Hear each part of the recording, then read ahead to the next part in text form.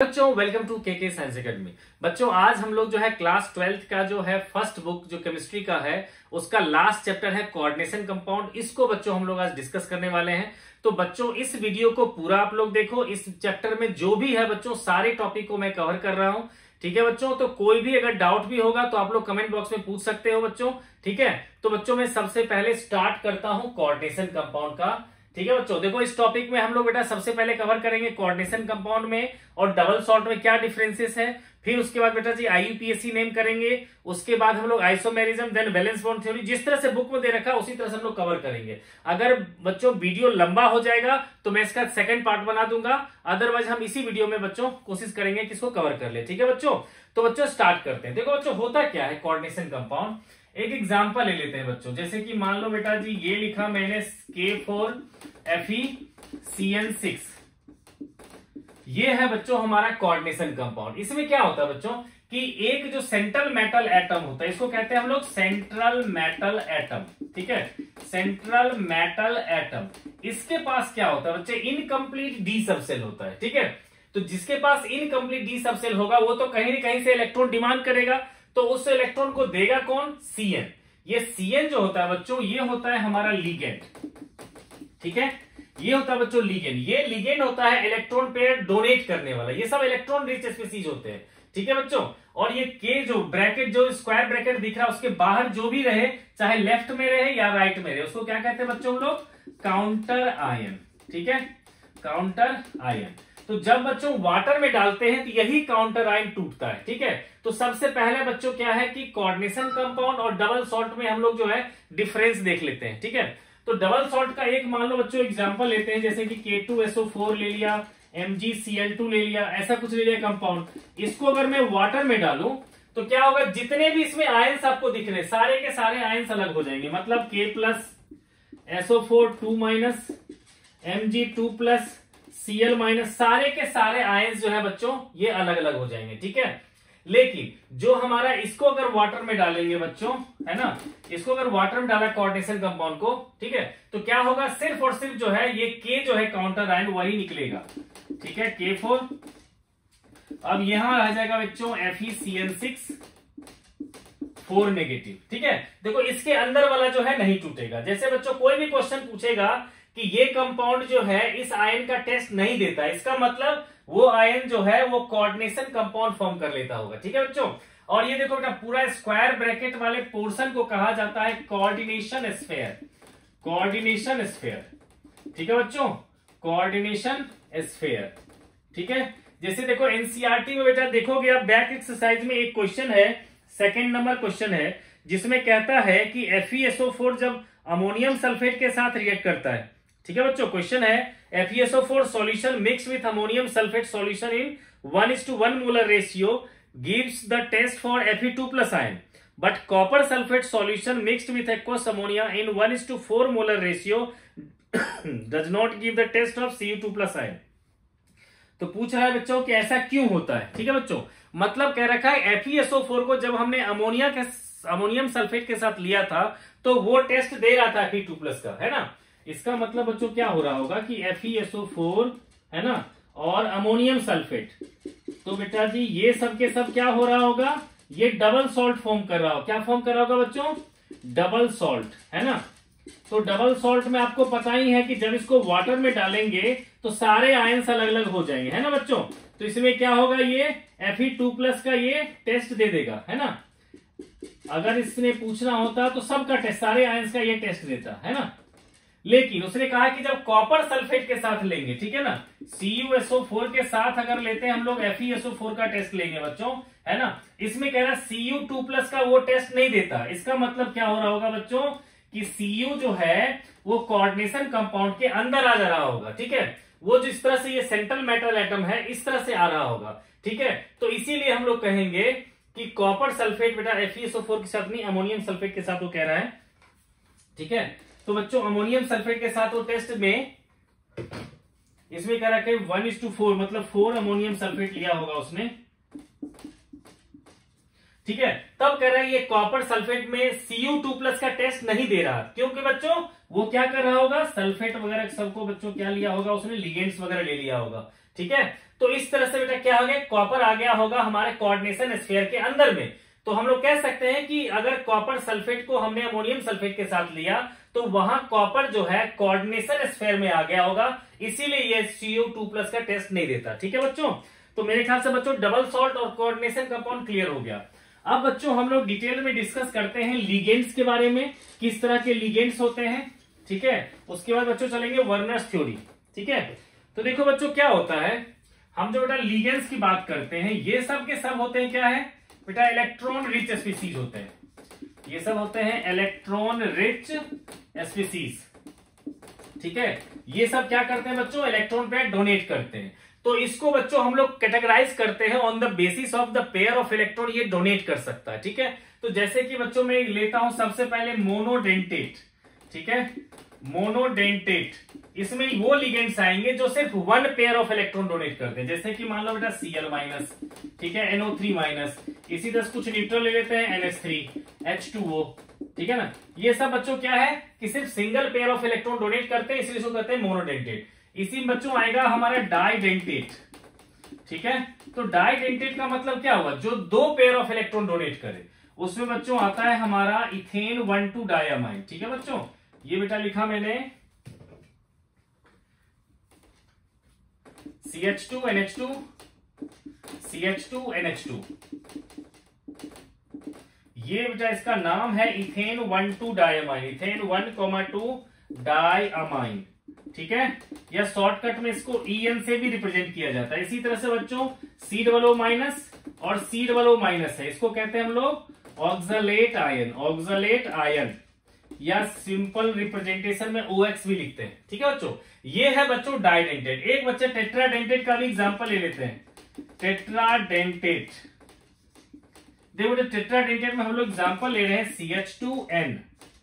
अब यहां पर CH2COO नेगेटिव और CH2C++ नेगेटिव है ना, CH2N CH2C++ नेगेटिव और CH2C++ नेगेटिव।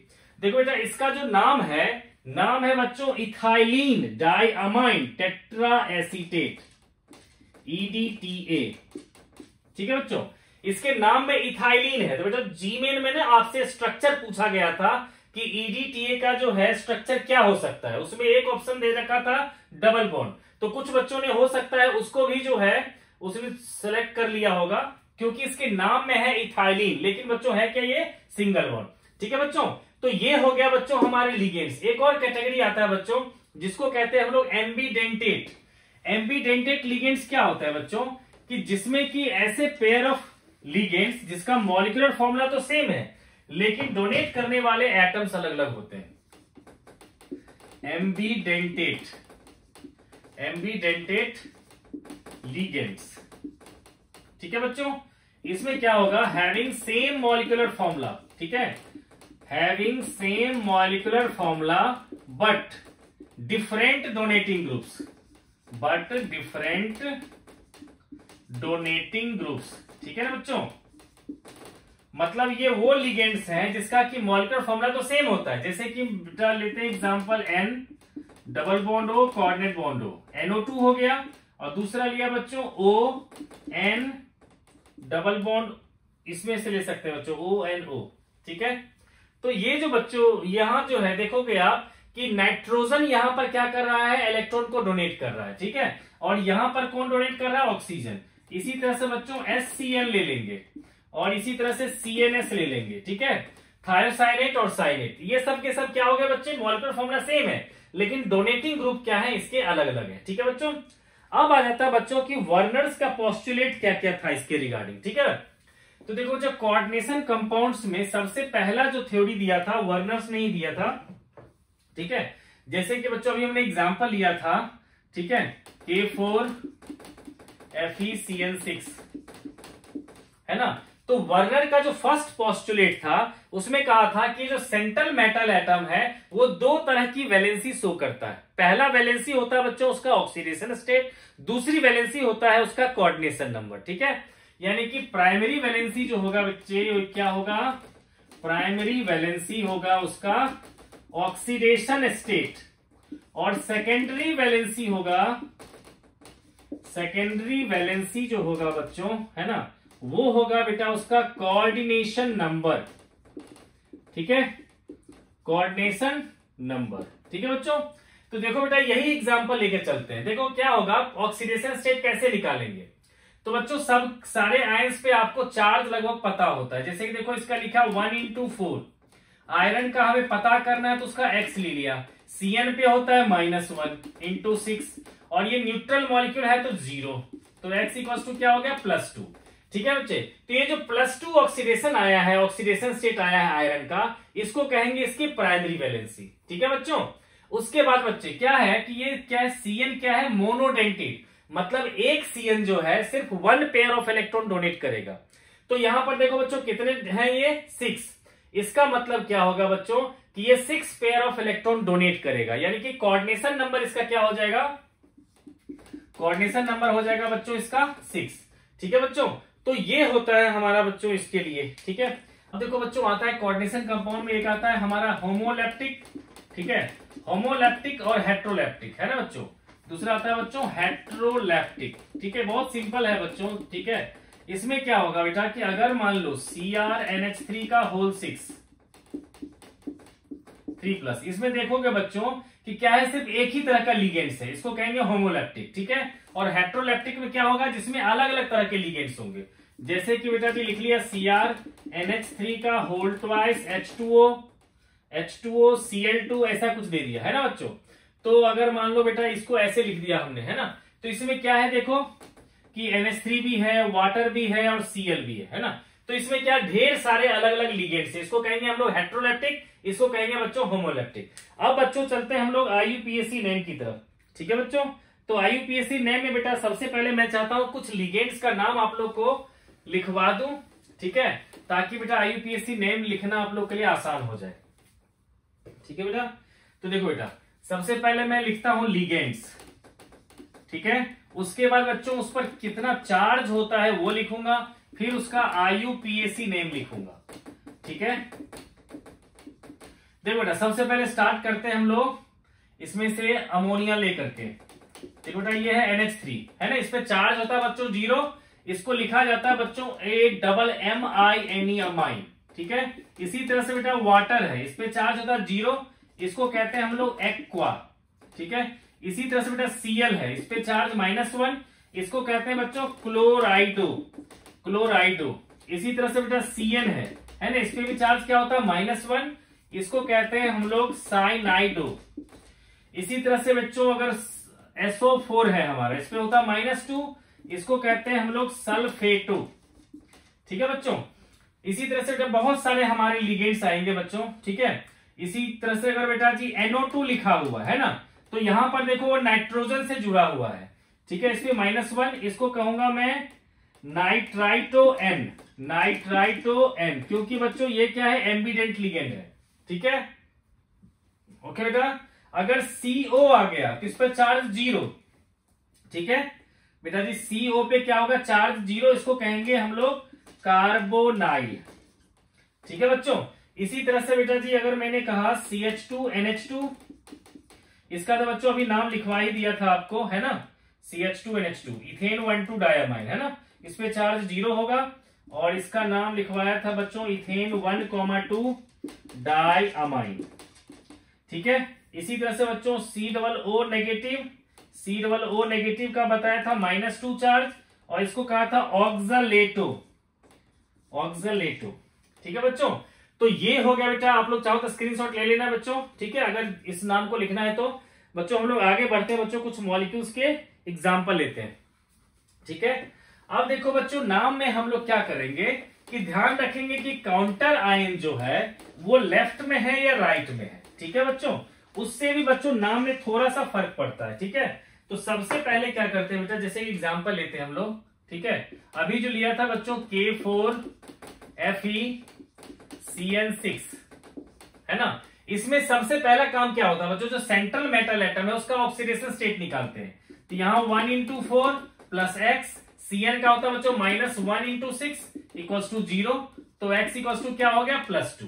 ठीक है, अब क्लियर हो गया। अब देखो पहले क्या आ रहा है, काउंटर आयन आ रहा है या पहले सेंटर ये आ रहा है, तो काउंटर आयन पहले आ रहा है, तो हम लिख लेंगे बेटा इसका नाम पहले, चाहे इसके कितने भी एटम क्यों ना हो, सिर्फ लिखेंगे पोटेशियम।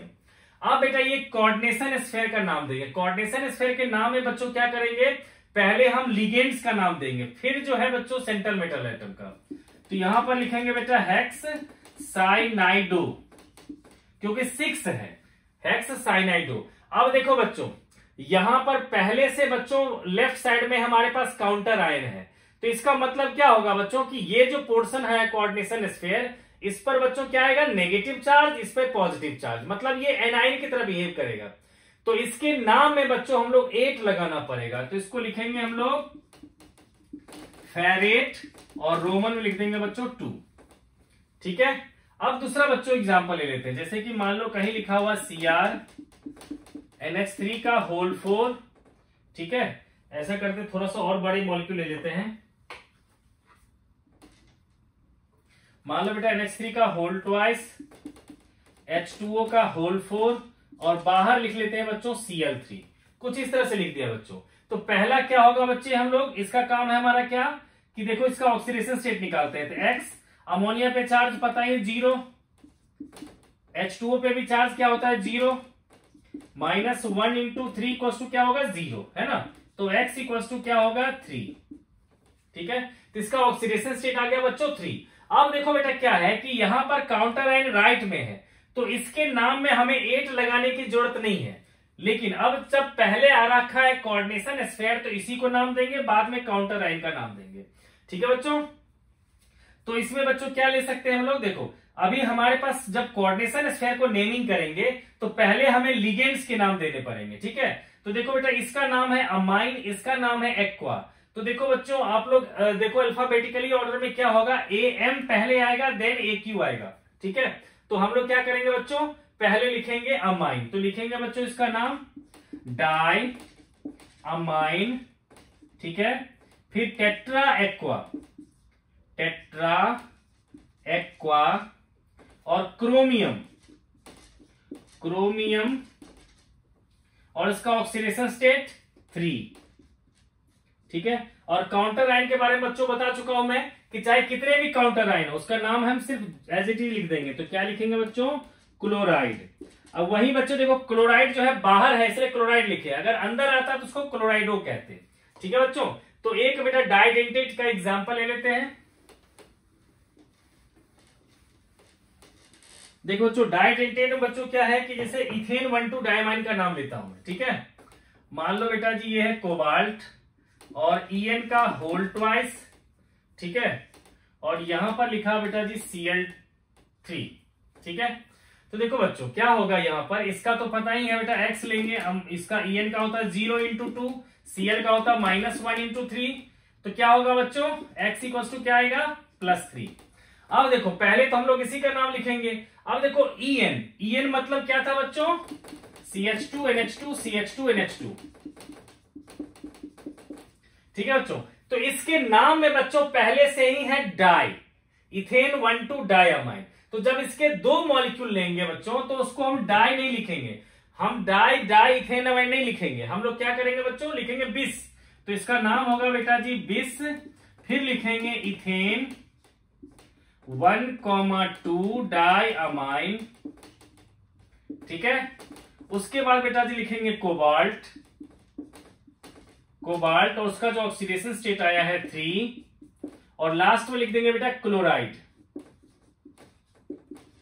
ठीक है, तो बच्चों इस तरह से हम लोग इसका नाम लिखेंगे। ओके बच्चों, अब बेटा क्या करते हैं, एक एग्जांपल ले लेते हैं बच्चों जिसमें कि ये दे रखा होगा हमें। ठीक है, और उसके बेसिस पर हम लोग क्या करेंगे बेटा, इसका फॉर्मूला लिखेंगे। ठीक है, इसमें थोड़ा सा ध्यान क्या रखना पड़ता है, देखो बेटा क्लोराइड है, चाहे मैंने कहा वहां पर 1 क्लोरीन रहे 2 क्लोरीन रहे कोई फर्क नहीं पड़ता, सिर्फ क्लोराइड लिखेंगे। ठीक है, तो बेटा जी इसमें ऐसा करते हैं हम लोग, एनसीईआरटी का है बेटा, एक एग्जांपल ले लेते हैं। ठीक है, और उसके बेटा जी क्वेश्चंस को हम लोग कुछ कर लेते हैं। ठीक है, तो देखो बेटा इसमें क्वेश्चन दे रखा है, देखो बेटा इसमें एक क्वेश्चन दे रखा है पहला, टेट्रा अमाइन एक्वा। जैसे देखो बेटा जी यहां पर जो है एक सॉल्ट एग्जांपल ही दे रखा है यहां पर। ठीक है, इसमें बेटा जी पहला मॉलिक्यूल है टेट्रा अमाइन एक्वा क्लोराइडो कोबाल्ट। तो बच्चों सबसे पहले हम लिखते हैं टेट्रा अमाइन कह रखा है तो अमोनिया के 4 मॉलिक्यूल लिख लिया। फिर कह रखा है बेटा टेट्रा अमाइन, फिर एक्वा मतलब एक वाटर मॉलिक्यूल है वो भी लिख दिया हमने, टेट्रा अमाइन एक्वा। फिर कह रहा है क्लोराइडो मतलब एक ही Cl है, ठीक है। फिर कह रखा है कोबाल्ट 3 तो CO यहां लिख दिया बच्चों और ब्रैकेट क्लोज। फिर लास्ट में लिख रखा है बेटा क्लोराइड, क्लोराइड। तो हमने इसके नंबर्स को बच्चों N लिख लिया क्योंकि बताया ना इसके नंबर कितने होंगे ये हमें पता चलेगा बाद में। अब इसका ऑक्सीडेशन स्टेट बेटा जी दे रखा है 3, ठीक है। तो अब देखो हम लोग इसको फाइंड करेंगे कैसे, इसका ले लेंगे 3, अमोनिया का पता है 0 इंटू 4, इसका भी बच्चों क्या होता है प्लस में 0 प्लस में -1 ये Cl का, और फिर इसके लिए क्या होगा -1 इंटू N इक्वल टू कर दो 0।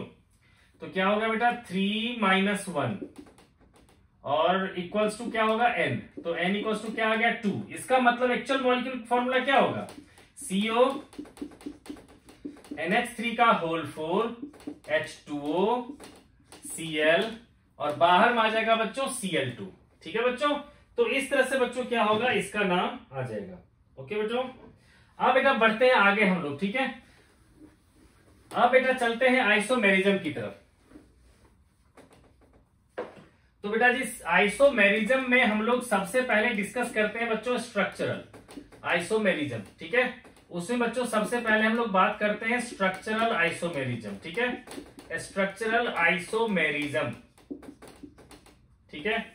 इसमें सबसे पहला दे रखा है बच्चों लिंकेज आइसोमेरिज्म, ठीक है, लिंकेज आइसोमेरिज्म, ठीक है। इसमें बच्चों क्या होगा कि हम ऐसे 2 कोऑर्डिनेशन कंपाउंड लेंगे जिसमें कि एम्बीडेंट लिगेंड यूज हुआ होगा, ठीक है। जैसे कि बेटा मान लेते हैं कि कहीं पे लिखा हुआ CrNO2 का होल ट्वाइस Cl2 और दूसरा ले लिया बेटा जी मॉलिक्यूल हमने Cr और ONO का होल ट्वाइस Cl2, है ना। मॉलिक्यूलर फॉर्मूला सेम है बट यहां पर देखो और यहां पर देखो क्या है बच्चों एम्बीडेंट लिगेंड यूज हुआ। सेकेंड है बेटा जी हमारा कोऑर्डिनेशन आइसोमेरिज्म, कोऑर्डिनेशन आइसोमेरिज्म। ये तो सबसे सिंपल है बच्चों। इसमें क्या होगा आप लोग खुद देखोगे COF6 और COF6 के साथ साथ लिखा बेटा जी CrNH3 का होल 6, ये एक पेयर था। और दूसरा देखो बच्चों CrF6 और CONH3 का होल 6, ये देखो बच्चों। इसमें देखो इसमें और इसमें क्या फर्क है, क्या है बच्चों लिगेंड्स तो सेम है, बस क्या हुआ सेंट्रल मेटल एटम जो है इसमें एक्सचेंज हो गया। तो ऐसे आइसोमेरिज्म होंगे बच्चों कोऑर्डिनेशन आइसोमेरिज्म, ठीक है।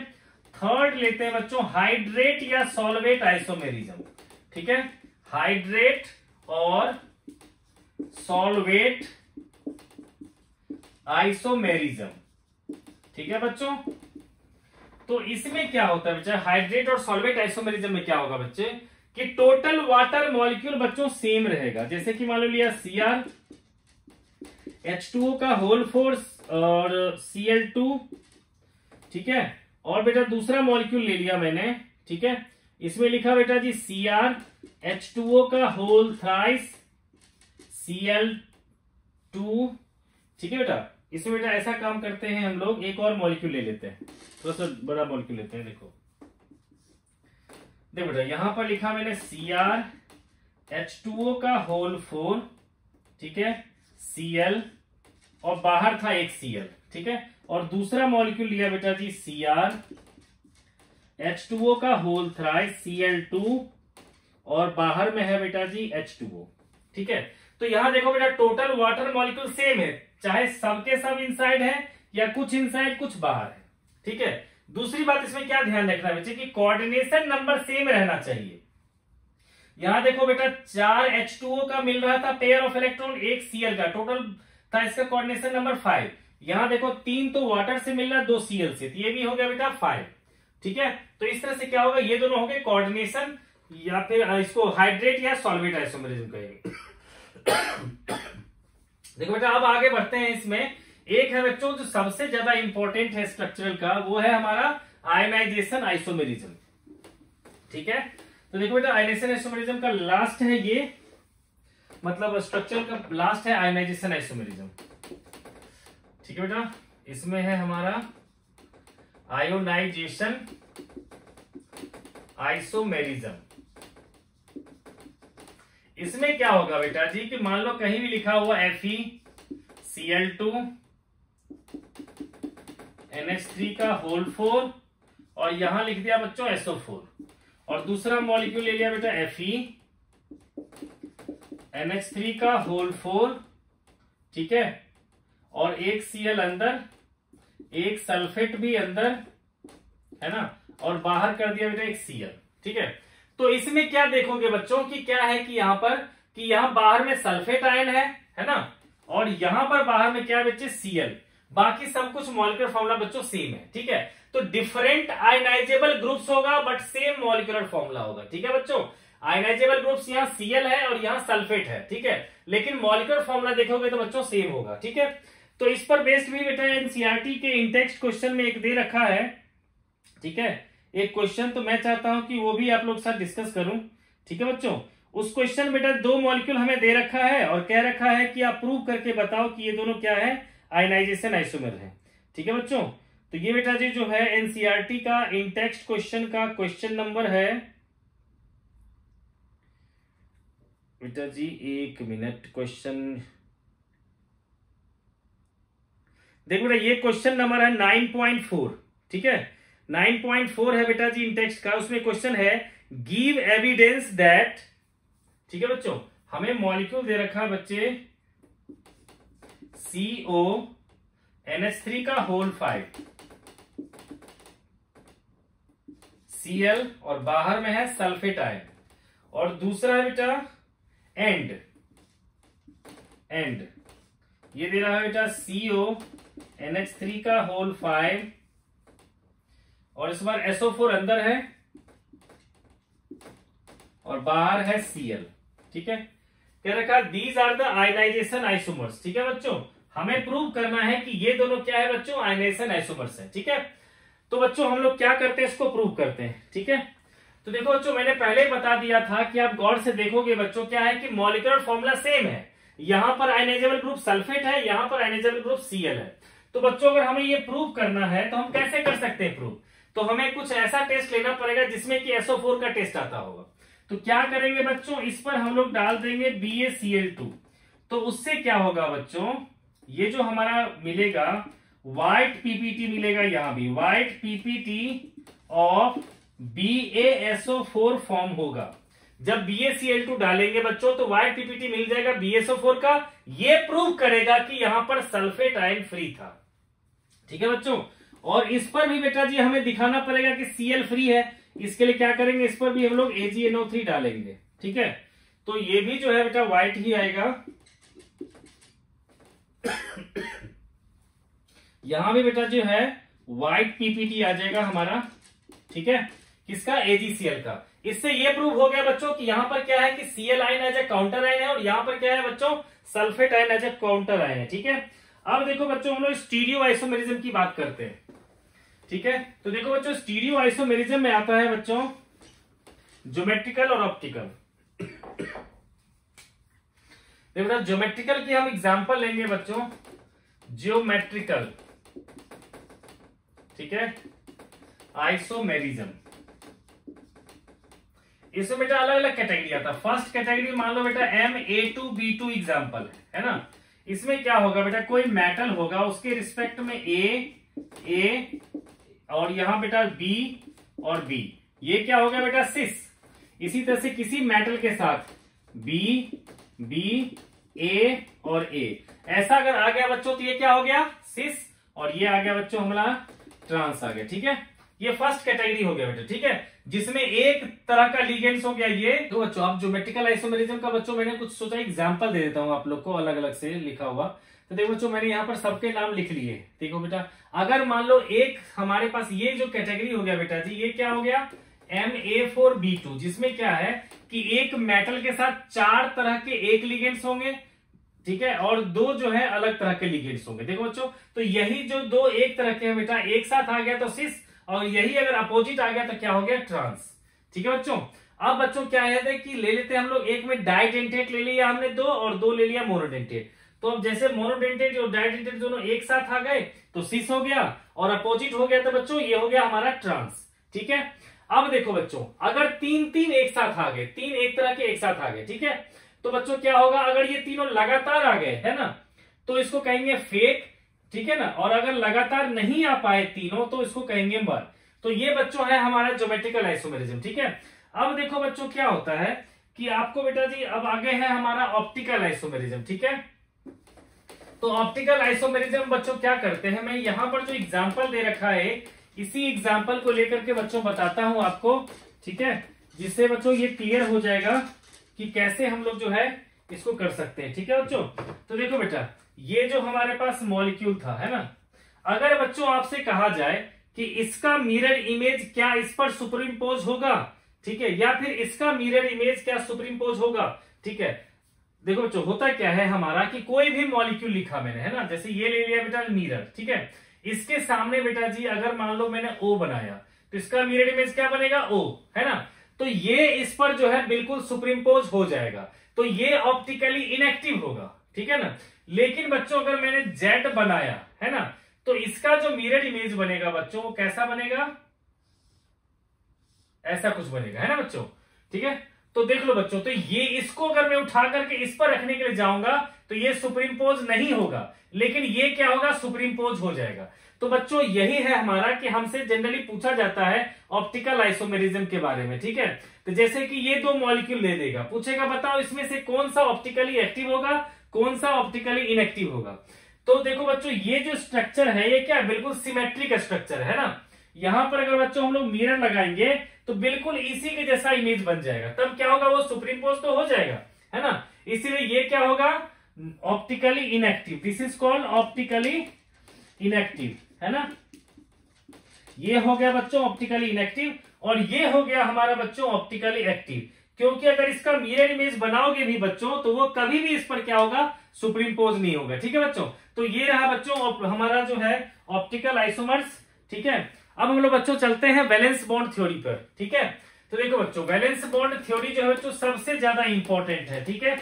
इस पूरे में बच्चों सबसे ज्यादा इंपॉर्टेंट है हमारा वैलेंस बॉन्ड थ्योरी। तो देखो बच्चों, वैलेंस बॉन्ड थ्योरी की हमें जरूरत क्यों महसूस हुई। देखो, जब वर्नर्स थ्योरी ने एक्सप्लेन किया था, सिर्फ उसने जो है प्राइमरी वैलेंसी, सेकेंडरी वैलेंसी और कुछ स्ट्रक्चर बनाया था उसने, लेकिन उसने कुछ जैसे colour of the coordination compound को एक्सप्लेन नहीं किया, मैग्नेटिक प्रॉपर्टीज को एक्सप्लेन नहीं किया। तो इन सभी चीज को हम लोग डिस्कस करेंगे बच्चों अभी वैलेंस बॉन्ड थ्योरी में। ठीक है बच्चों। तो देखो बेटा, सबसे ज्यादा इंपॉर्टेंट है वैलेंस बॉन्ड थ्योरी। ठीक है बच्चों। तो देखो बच्चों, इसमें कुछ चीजें हमें पहले से पता होना चाहिए, जैसे कि हम कुछ मॉलिक्यूल जो ले रहे हैं, जो लिगेंड्स हैं, ये सब है बच्चों स्ट्रॉन्ग लिगेंड, जैसे कार्बन मोनोऑक्साइड हो गया, C ट्रिपल बॉन्ड N हो गया बच्चों। इन तीनों को बच्चों हम लोग क्या लेते हैं, स्ट्रॉन्ग लिगेंड। ठीक है, स्ट्रॉन्ग लिगेंड्स। ठीक है। और बाकी सारे लिगेंड्स को कहेंगे बच्चों वीक। तो अब देखो बच्चों, हम लोग जो कंपेयर करने वाले हैं, ठीक है, जैसे बेटा देखो COF6 3 निगेटिव, है ना, इसके बारे में हमसे पूछा जाएगा कि फाइंड, पहला पूछा जाएगा बच्चों स्ट्रक्चर, सेकेंड पूछा जाएगा इसका हाइब्रिडाइजेशन। ठीक है, हाइब्रिडाइजेशन। थर्ड पूछा जाएगा बच्चों मैग्नेटिक प्रॉपर्टीज। ठीक है, मैग्नेटिक प्रॉपर्टीज कि ये पैरामैग्नेटिक है, डायमैग्नेटिक है। Fourth inner and outer orbital complex, inner और आउटर ऑर्बिटल कॉम्प्लेक्स, ये कौन सा कॉम्प्लेक्स है, इनर है या आउटर, इन सब चीजों को बच्चों हम लोग डिस्कस करेंगे। ठीक है बच्चों।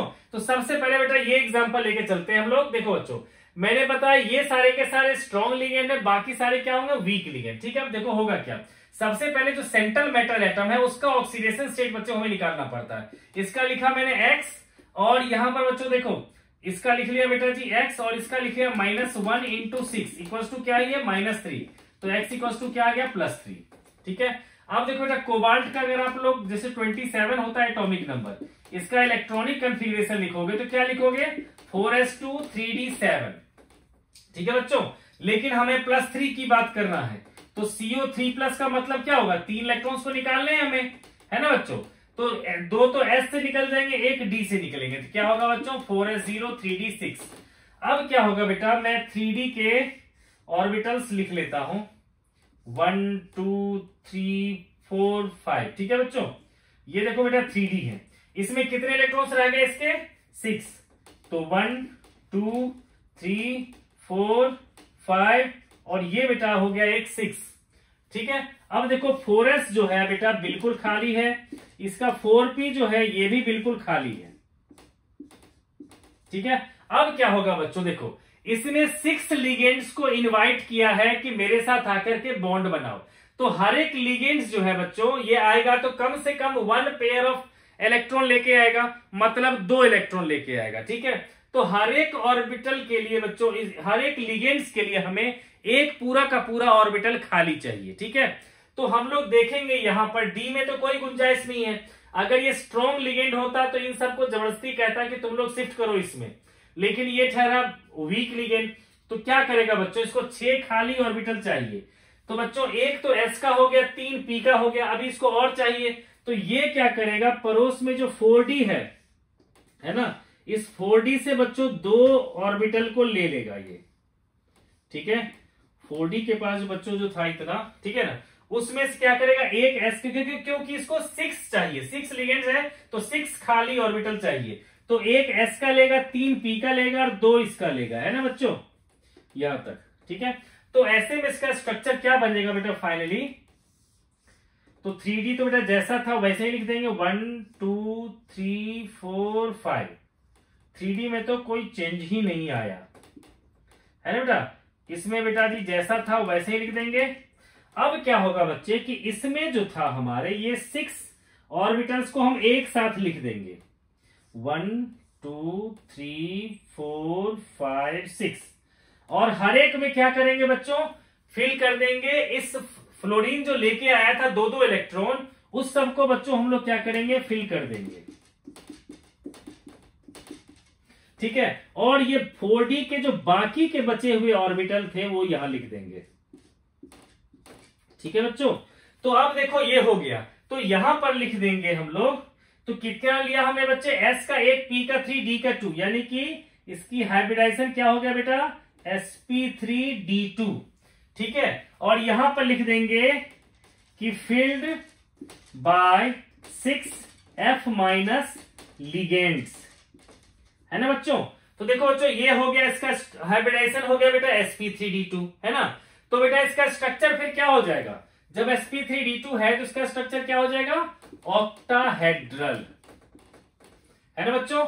इसकी तरह बेटा हाइब्रिडाइजेशन क्या बताया बच्चों मैंने, sp3d2, है ना। अब मैग्नेटिक प्रॉपर्टी होता है बच्चों की अगर अनपेयर्ड इलेक्ट्रॉन है तो पैरामैग्नेटिक कहते हैं, और सबके सब पेयर्ड हो जाएंगे तो डायमैग्नेटिक। देखो बच्चों क्लियरली दिख रहा है यहाँ अनपेयर्ड इलेक्ट्रॉन्स है, तो इसमें क्या कह देंगे बच्चों, पैरामैग्नेटिक।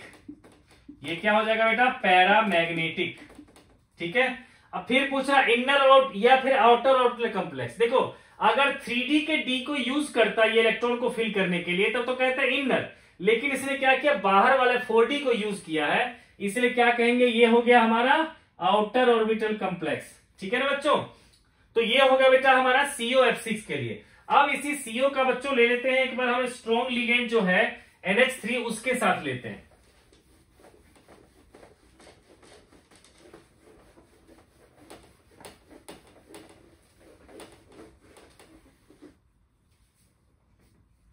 ठीक है बच्चों, देखो बच्चों इसमें लेते हैं बेटा सेकेंड एग्जांपल लेते हैं हम लोग CONH3 का होल 6 3+। ठीक है बच्चों, तो फिर से बच्चों इसका अगर चेक करोगे तो वही होगा x + 0 × 6 = +3, मतलब क्या होगा बेटा CO3+। इसका बेटा इलेक्ट्रॉनिक कन्फिग्रेशन क्या लिखेंगे, वही आर्गन 4s0 3d6, है ना बच्चों, जो अभी हमने बेटा लिखा था CO3+ का। ठीक है, तो अब बेटा क्या होगा, फिर से लिखेंगे वही चीज 1 2 3 4 5। 3 4 5 6 ज्यादा हो गया।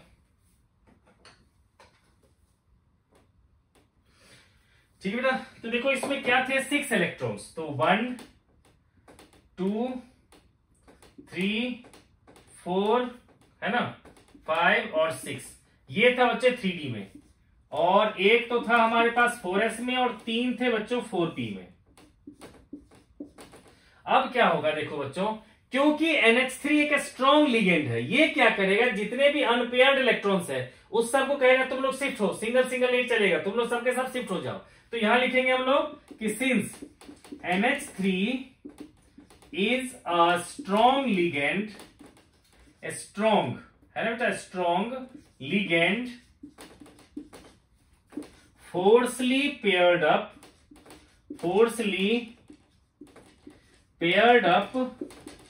the unpaired electrons। ठीक है बेटा, कि जो बेटा जी स्ट्रॉन्ग लिगेंड होते हैं वो सब सिंगल सिंगल को फोर्सली कहता है तुम लोग पेयर्ड हो जाओ। तो क्या हो जाएगा बच्चों,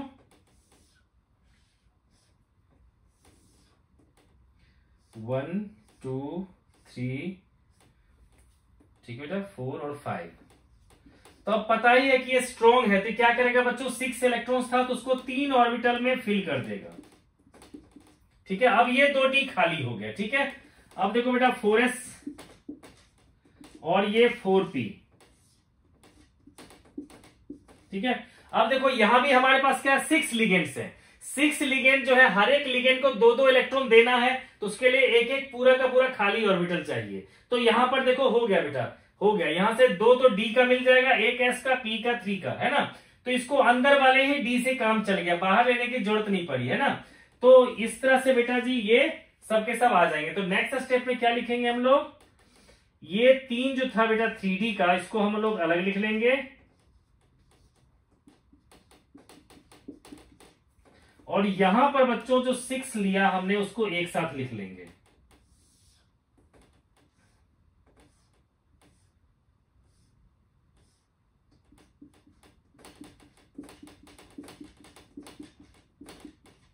ठीक है, और यहां लिख देंगे फिल्ड बाय 6 NH3 लिगेंड्स। ठीक है ना बच्चों, तो अब क्या होगा बेटा, देखो तो अब यहां पर सबके सब पेयर्ड हो गए, है ना बच्चों। तो देखो क्या क्या चेंजेस आए। तो अब बेटा जी इसकी हाइब्रिडाइजेशन अगर कहूंगा मैं, तो हाइब्रिडाइजेशन इसका होगा, हाइब्रिडाइजेशन उसमें क्या कहेंगे बच्चों, तो अंदर वाले d के 2 लिया ऑर्बिटल, तो इसको कहूंगा मैं D2sp3। ठीक है बच्चे, D2sp3। अब देखो ये मैग्नेटिक प्रॉपर्टी बताने के अनपेयर्ड है या सबके सब पेयर्ड है, तो देखो जब सबके सब पेयर्ड है तो इसको क्या कहेंगे हम लोग फिर, डायामैग्नेटिक, डायामैग्नेटिक। ठीक है, स्ट्रक्चर तो बच्चों फिर से वही होगा, ऑक्टाहेड्रल, ऑक्टाहेड्रल। उसके बाद बेटा लास्ट में पूछता है इनर या आउटर, तो कहेंगे 3D को यूज किया, इसको क्या कहेंगे हम लोग, इनर ऑर्बिटल कॉम्प्लेक्स। ठीक है बच्चे, ये होगा बेटा इनर ऑर्बिटल कॉम्प्लेक्स। ठीक है, तो ये दिया बेटा जी मैंने 6 कोऑर्डिनेशन नंबर वाला। ठीक है, अब बेटा 4 कोऑर्डिनेशन नंबर वाले भी कुछ मॉलिक्यूल्स में बच्चों ले लेता हूं। ठीक है, और उसको भी बच्चों जल्दी से हम लोग डिस्कस कर लेते हैं, फिर चलेंगे हम लोग क्रिस्टल फील्ड पे।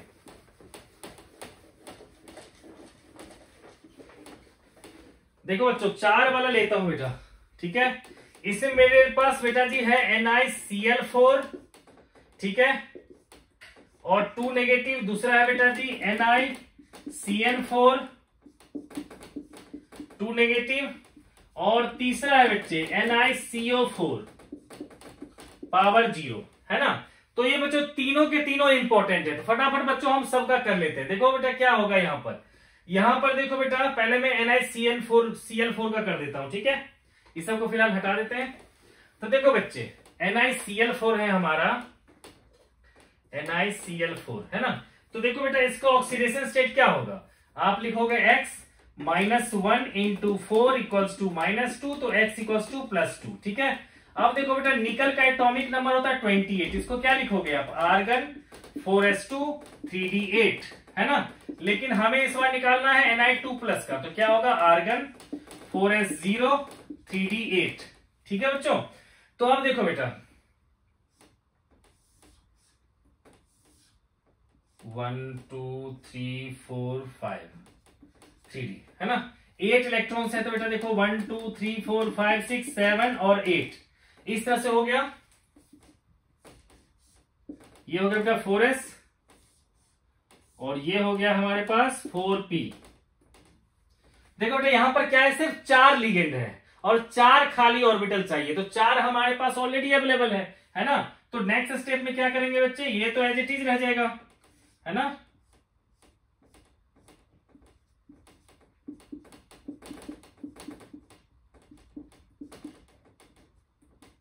ठीक है, अब इन चारों को हम इकट्ठा कर देंगे तो कहेंगे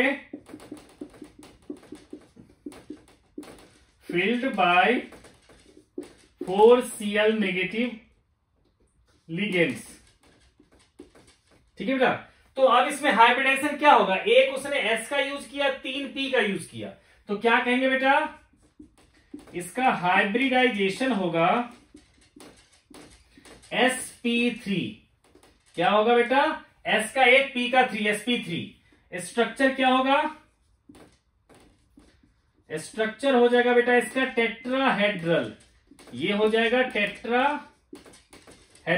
ठीक है, अब मैग्नेटिक प्रॉपर्टीज में देखो तो यहां पर अनपेयर्ड है, तो इसलिए क्या कहेंगे कि पैरामैग्नेटिक, है ना, ये हो जाएगा बेटा पैरामैग्नेटिक।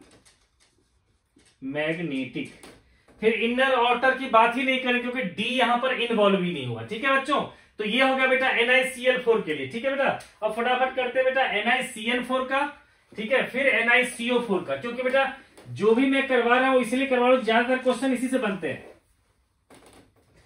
देखो अब है हमारा NiCN का होल 4 और 2 नेगेटिव। देखो बेटा इसका भी ऑक्सीडेशन स्टेट वही आएगा, देखो x -1 इंटू 4 इक्वल्स टू -2, तो x इक्वल्स टू +2, है ना बेटा। तो Ni2+ बेटा डायरेक्ट लिख लेते हैं, आर्गन 4s0 और 3d8।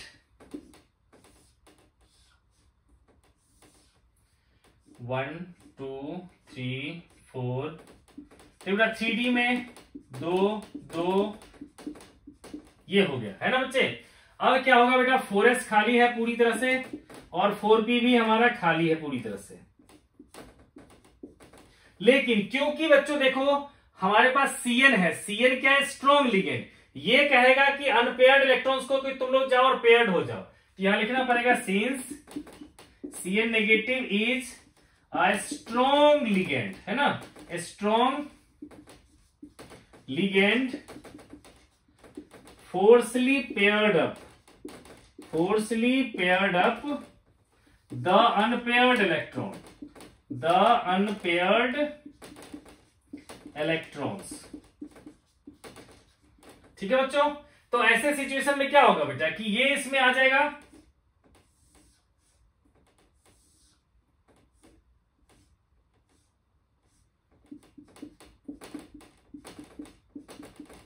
ठीक है।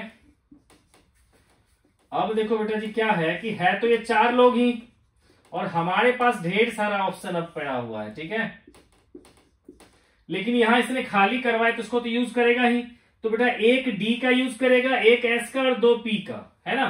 तो इस तरह से बच्चों क्या हो जाएगा इसका 3D में बेटा यहां 4 ले लेंगे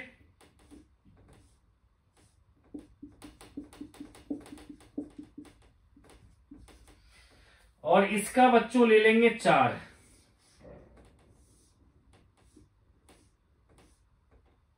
ठीक है, तो हो जाएगा DsP2।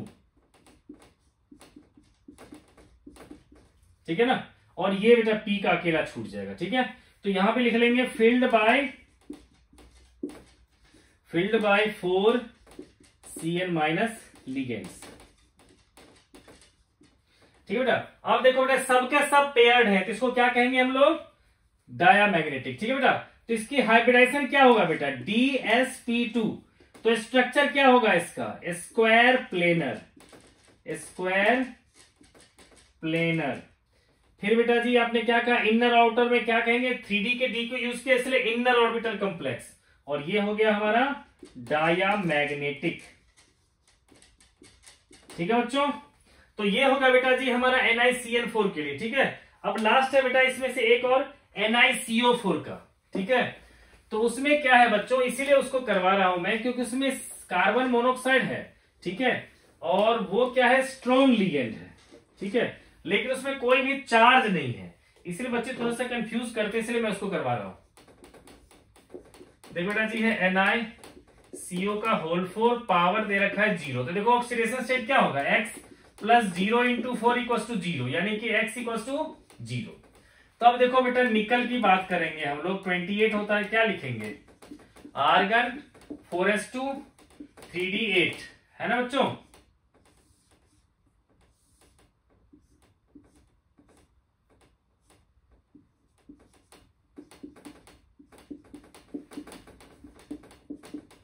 ये हो गया बच्चों।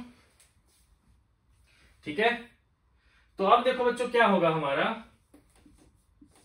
ये रहा बेटा 4s और ये लिख लिया बेटा जी 4p। अब आपको पता है कि CO भी क्या है, स्ट्रॉन्ग लिगेंड, ये भी इसको फोर्सली पेयर्ड अप कर देगा। ठीक है, तो कहेंगे देखो बेटा यहां 4s में 2 इलेक्ट्रॉन है पड़े हुए, खत्म नहीं हुए हैं। अब कहेंगे कि since carbon monoxide is a strong ligand, है ना, a strong ligand forcefully paired up, है ना बेटा, forcefully paired up the unpaired electrons. तो क्या होगा बेटा, ये इसमें आ जाएगा,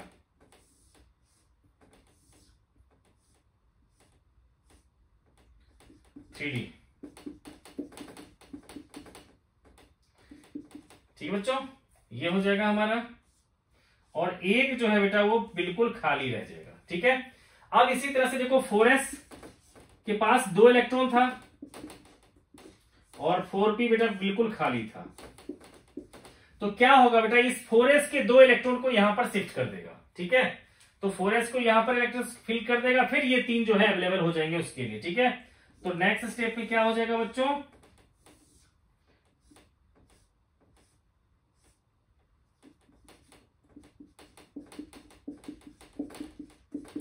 ये 2 हो गए S वाले।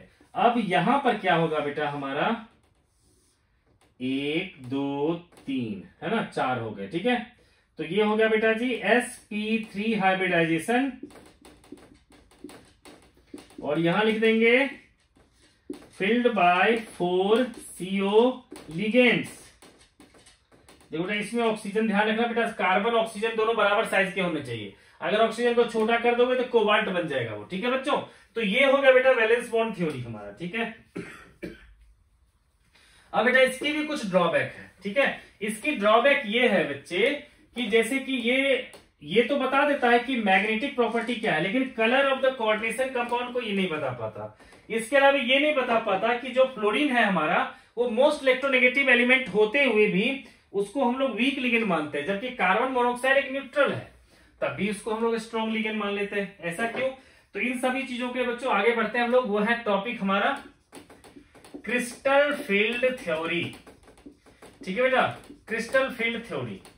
तो देखो बच्चों क्या होता है कि डी हम लोग बेटा क्या करते हैं कि जैसे कि आप लोग कोऑर्डिनेशन पॉलीहेड्रल बच्चों पढ़ोगे कि जितने भी लिगेंड्स होते हैं उस सब को हम लोग एक्सिस पे रख देते हैं ताकि जो है लिगेंड्स का रिपल्सन जो है आपस में कम हो सके। ठीक है, तो देखो बच्चों अगर डी का आप लोग को बच्चों स्ट्रक्चर पता होगा तो बेटा 3 स्ट्रक्चर ऐसे होते थे,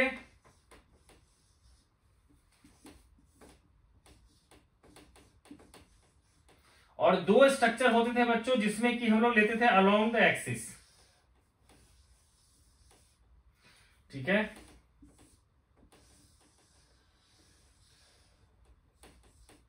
तो ये बेटा जी अगर जेड एक्सिस लेंगे तो ये क्या होगा डी जेड स्क्वायर, ये होता था D X square minus Y square. इसको बेटा अगर एक्स और वाई लिख लिया तो ये होगा डी एक्स वाई, इसको अगर जेड और इसको वाई लिख लिया तो ये क्या होगा डी वाई जेड, इसको एक्स और जेड लिख लिया तो ये क्या होगा डी एक्स जेड। ठीक है बच्चों, और बेटा मैंने आप लोग को बताया कि हम लोग क्या करते थे कि लिगेंड्स को रख देते थे बच्चों सारे एक्सिस पर लिगेंड्स, क्योंकि लिगेंड सारे के सारे क्या होते थे इलेक्ट्रॉन रिच। ठीक है, तो सारे लिगेंड्स को हम लोग रख देते थे एक्सिस पे। तो होगा क्या बच्चों इन दोनों केस में देखो बेटा इसमें जो एंटी नोड है ना, मतलब कह सकते हो बच्चों जो ये देखो एटॉमिक ऑर्बिटल जो है बच्चों ये जो है एक्स एक्सिस और ये है वाई एक्सिस की तरफ, ठीक है। और इसमें है बच्चों जेड एक्सिस की तरफ। तो यहां पर जो बच्चों इलेक्ट्रॉन होगा उस पर रिपल्सन ये लिगेंड्स ज्यादा लगाएंगे, क्योंकि इसी दोनों के केस में बेटा जो ऑर्बिटल है वो एक्सिस के लॉन्ग है, तो सिर्फ इन दोनों पर लिगेंड्स का रिपल्सन ज्यादा पड़ेगा और इन तीनों पर कम रिपल्सन पड़ेगा। इससे क्या होगा बच्चों, तो इससे ये होगा बेटा कि अभी तक जो हम लोग डी के जो 5 ऑर्बिटल को सेम एनर्जी का मान के चलते थे वो सेम एनर्जी का नहीं रह पाएगा। फिर क्या होगा बच्चों, तो देखते हैं बच्चों। देखो अभी तक जो हम लोग डी के जो 5 ऑर्बिटल्स थे, है ना, 2 3 4 5, है ना, उसमें से बेटा क्या होगा कि 2 की एनर्जी जो होगी बेटा जी वो ज्यादा हो जाएगी और 3 की एनर्जी जो होगी बेटा वो क्या होगी, कम हो जाएगी। ठीक है, ये कौन से थे हमारे, dxy, dyz, dzx, है ना, इनकी एनर्जी कम और ये dx square minus Y square और dz स्क्वायर की एनर्जी ज्यादा होगी।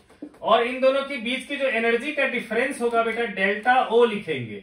ओ स्टैंड्स फॉर ऑक्टाहेड्रल कॉम्प्लेक्सेस। ठीक है बेटा। अब देखो ये जो लोअर एनर्जी ऑर्बिटल है इसको कहा जाता है बच्चों T2G ऑर्बिटल्स, और ये जो हाई एनर्जी वाले होते हैं इसको कहते हैं EG ऑर्बिटल्स। ठीक है, तो बच्चों अब हम लोग क्या करने वाले हैं, ठीक है, तो ये हो गया बच्चों। ठीक है, अब देखो बेटा क्या होगा हमारा T2G ऑर्बिटल और EG ऑर्बिटल। अब क्या है बेटा कि अगर हमारे पास 3 इलेक्ट्रॉन्स हैं तो क्या करेंगे हम, जाहिर सी बात है जो सबसे कम एनर्जी वाले ऑर्बिटल सबसे पहले उसी में देंगे। लेकिन बच्चों जो 4th इलेक्ट्रॉन होगा अगर वो मुझे देना होगा तो मेरे पास 2 ऑप्शन है, या तो यहां पर मैं डालकर पेयर्ड कर दूं या फिर मैं इसको ऊपर भेज दूं। तो बेटा अगर मैं यहां पर दूंगा तो मुझे एक एनर्जी देना पड़ेगा, वो है electronic repulsion energy, electronic repulsion energy. ठीक है, और बेटा ऊपर देने के लिए मुझे जो एनर्जी चाहिए वो है हमारा क्रिस्टल फील्ड स्टेबलाइजेशन एनर्जी, जो है हमारा डेल्टा ओ के लिए, ठीक है ना, वो चाहिए होगा। ठीक है बेटा, या इसको मैं सिर्फ डेल्टा ओ ही लिख लेता हूं। ठीक है बेटा, तो ये हमें अगर बेटा ऊपर लेके जाना है इलेक्ट्रॉन को तो हमें ये एनर्जी चाहिए और नीचे रखने के लिए हमें ये एनर्जी चाहिए। कहोगे नीचे रखने के लिए क्यों ये, तो देखो अगर मैं दूसरा इलेक्ट्रॉन लाऊंगा तो इन इलेक्ट्रॉन और उस इलेक्ट्रॉन में क्या होगा, रिपल्सन होगा। उस रिपल्सन को ओवरकम करने के लिए हमें इस एनर्जी की जरूरत पड़ेगी। ठीक है बच्चों, तो सॉरी बच्चों, देखो बेटा क्या होगा, अब केस हम लोग अलग अलग ले लेते हैं। ठीक है, तो अब देखो बेटा जी मैं सबको थोड़ा सा हल्का कर देता हूं बच्चों। तो अब देखो बच्चों क्या होगा, देखो ये 3 इलेक्ट्रॉन तो नीचे रह गया, चौथा इलेक्ट्रॉन ले जाने के लिए हमें बेटा क्या है कि कंसेप्ट चाहिए कि कौन सा कंडीशन ले। तो बेटा फर्स्ट कंडीशन लेते हैं हम लोग, कब, जैसे बेटा ले लेते हैं सबसे पहले फॉर स्ट्रॉन्ग लिगेंड। ठीक है ना, फॉर स्ट्रॉन्ग लिगेंड्स। ठीक है, तो स्ट्रॉन्ग लिगेंड्स के केस में क्या होगा बेटा, ये रिपल्सन ज्यादा होगा तो डेल्टा ओ की वैल्यू क्या होगा हमारा, डेल्टा ओ की वैल्यू ज्यादा होगा पी से। ठीक है, तब जो बेटा 4th इलेक्ट्रॉन होगा, है ना, तो बेटा इसमें क्या होगा कि ऊपर ले जाने के लिए बेटा ज्यादा एनर्जी चाहिए, नीचे रखने के लिए कम एनर्जी चाहिए, तो फिर क्या होगा हमें नीचे रख देंगे। ठीक है, इस तरह से क्या होगा, ये पेयर्ड हो जाएगा। तो देखो इसका स्पिन क्वांटम नंबर इसका कम हो गया, तो ऐसे में कहेंगे कि लो spin complex will form, low spin complex will form. ठीक है बेटा, और इलेक्ट्रॉनिक कॉन्फ़िगरेशन में क्या लिखेंगे, तो लिखेंगे T2G4 और EG0। कब, जबकि हमारा स्ट्रॉन्ग लिगेंड होगा। ठीक है बच्चों, क्लियर हो गया। अब इसी में बेटा हम लोग सेकंड केस लेते हैं, जिसको स्क्रीनशॉट लेना होगा पॉज करके ले लेना। ठीक है, अगर लेते हैं बेटा फॉर वीक इलेक्ट, ठीक है बेटा, अगर लेते हैं हम लोग for weak ligands, for weak ligand, तो रिपल्सन कम होगा। इसका मतलब क्या होगा बच्चा कि डेल्टा ओ कम होगा, पी ज्यादा होगा। मतलब यहां पर रखने में मुझे ज्यादा एनर्जी लगेगा तो ऊपर चला जाएगा फिर ये, है ना बच्चों। तो इस तरह से क्या होगा फिर इसका इलेक्ट्रॉनिक कॉन्फ़िगरेशन। अब देखो बेटा, क्योंकि अब अनपेयर्ड इलेक्ट्रॉन्स बढ़ गया, है ना, तो ऐसे में क्या कहेंगे इसको कि high spin complex will form, high spin complex will form. ठीक है बच्चों, किस केस में बच्चों, ठीक है बच्चों, जब बेटा हमारे पास क्या होगा, अनपेयर इलेक्ट्रॉन्स बढ़ जाएगा जब हमारा वीक लिगेंड होगा। ठीक है, तो ऐसे बच्चों अगर इलेक्ट्रॉनिक कॉन्फ़िगरेशन लिखना हो तो क्या लिखोगे बच्चों, तो कहोगे T2G3 और Eg1। कब, ये सारा कंडीशन है बच्चों वीक लिगेंड्स का केस, ठीक है। अब इसी तरह से बच्चे हमने क्रिस्टल फील्ड थ्योरी लिया बेटा ऑक्टाहेड्रल के लिए। यहां बेटा O का मतलब क्या है, ऑक्टाहेड्रल। अगर मान लो हमने टेट्राहेड्रल के लिए लिया तब क्या होगा, तो इसमें बेटा ज्यादा नहीं जाते डिटेल में, सिर्फ छोटा सा लिख देते हैं। जैसे बेटा लिखते हैं हम लोग क्रिस्टल फील्ड थ्योरी और टेट्राहेड्रल, ठीक है। पहले तो था बेटा ऑक्टाहेड्रल के लिए, तो इसमें क्या होगा, बिल्कुल उल्टा हो जाएगा बेटा। इसमें जो दो हमारा पहले जो था लो एनर्जी वाला है ना, जो dx² माइनस y² और dz², उसकी एनर्जी यहां कम हो जाएगी और इन तीनों की एनर्जी जो है बच्चों ज्यादा हो जाएगी। क्योंकि आपको बेटा टेट्राहेड्रल में स्ट्रक्चर पता है कि लिगेंड्स को हम लोग रखते हैं बच्चों, ठीक है ना, हम लोग उसका स्ट्रक्चर ही बनाते हैं टेट्राहेड्रल, जिसके कंडीशन में क्या होता है, रिपल्सन जो है बच्चों इसी तीनों के केस में ज्यादा हो जाता है। इसके केस में dxy, dyz, dzx के केस में ज्यादा होता है, इन दोनों के केस में कम होता है। तो अगर बेटा जी यहां पर मैं एनर्जी डिफरेंस को डेल्टा टी लिखूं, ठीक है, टेट्राहेड्रल के लिए टी, ठीक है, तो दोनों में रिलेशन क्या होता है, तो देखो डेल्टा टी होता है बच्चों -4/9 इंटू डेल्टा ओ, ठीक है।